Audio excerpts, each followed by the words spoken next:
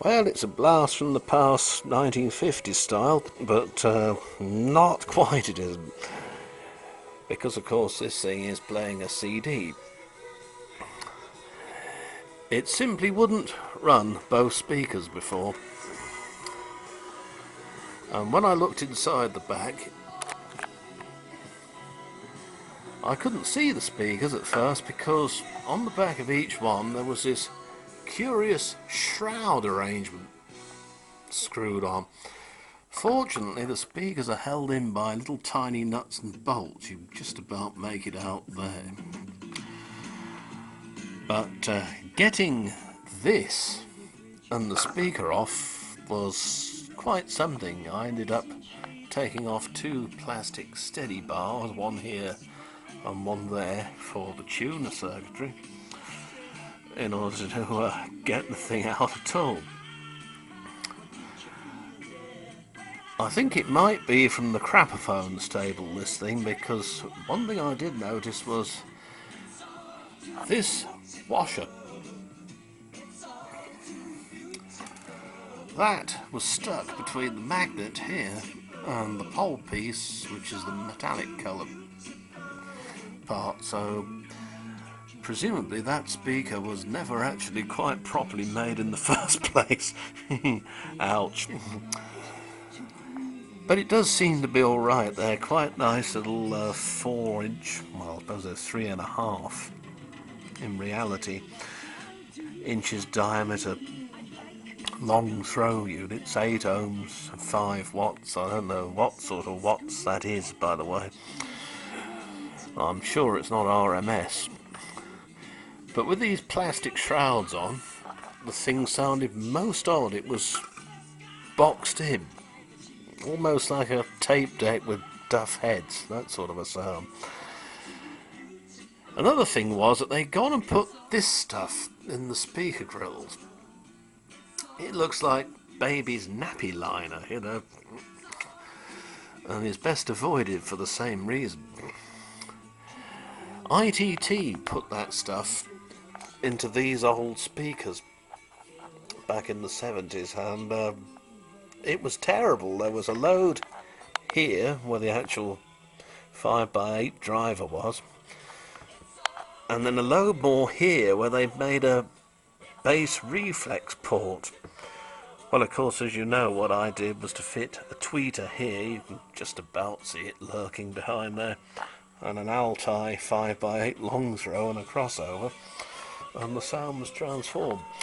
So I've used the same sort of trick here. I've done away with the nappy liner stuff.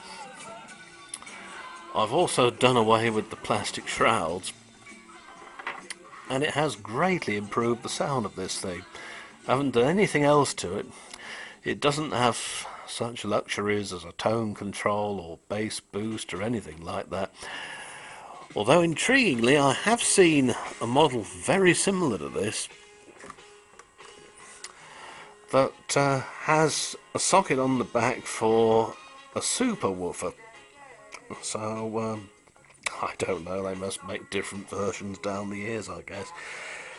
This is about 10 years old, and it's one of the ones that was made under the Steepletone label before they went over to Crapaphone, as Spanner Works calls it. Ah, dear. Anyway, at least it does sound a bit better than it did, though.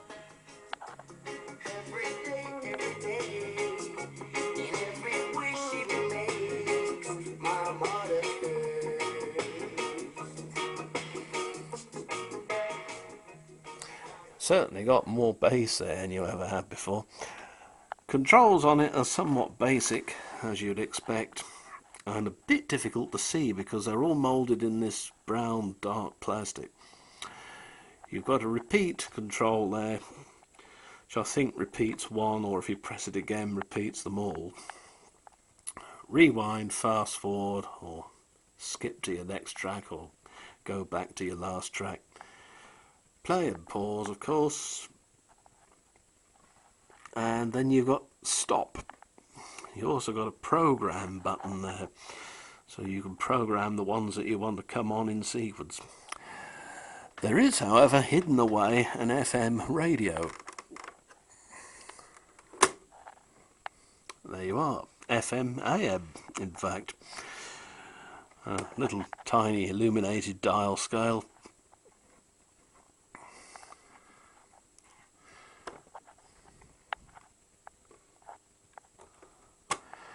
Hidden away behind this apparent title plate.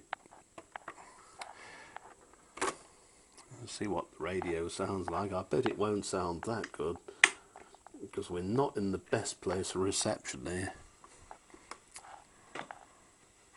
Which way am I going? That way. You've got a big image problem though, haven't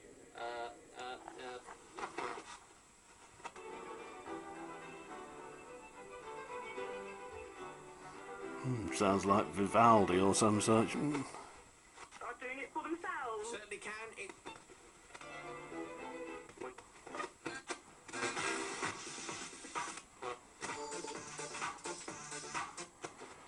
I think that was a bit after this thing's time, wasn't it?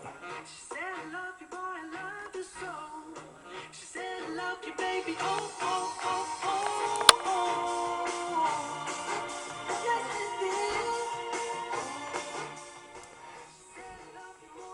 You've got on the side of it 3 more controls, AM and FM for the band selection, function switch, radio, CD and off of course, and then of course the all-important volume control.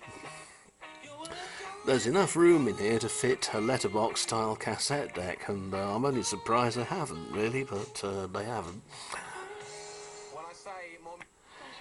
We could try AM and see if there's anything doing out there in AM land today.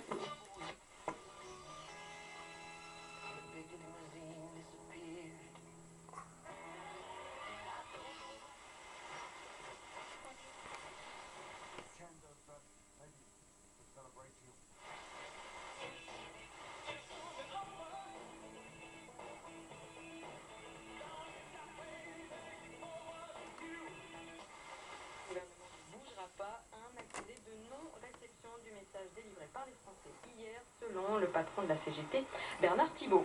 35 heures de travaux d'intérêt général pour avoir insulté le président de la République. C'est la peine infligée par le tribunal de Beauvais. Because we're so close to France, in fact on a clear day, if you go up to a place called the Fire Hills, you can look over and see the French coast, as you can from Dover Castle or Folkestone.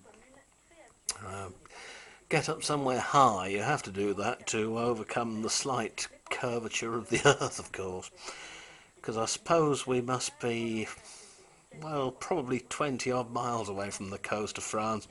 Certainly at night, on a clear night, you can see many street lights all lit up, and occasionally even get a flash from somebody with their car headlights on full beam.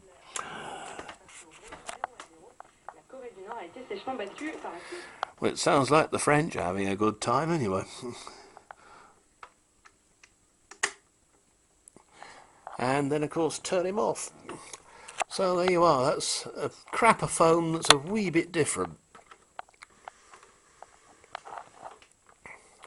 And it's not a bad looking thing really, is it, as they go. Looks like a, well, I suppose a Wurlitzer jukebox. That sort of thing. Absolutely covered in little lights that come on when you switch on. Hasn't got the bubble effect though. Well, not unless you've had too much of my homemade elderflower wine, then everything has a bubble effect. Bye for now.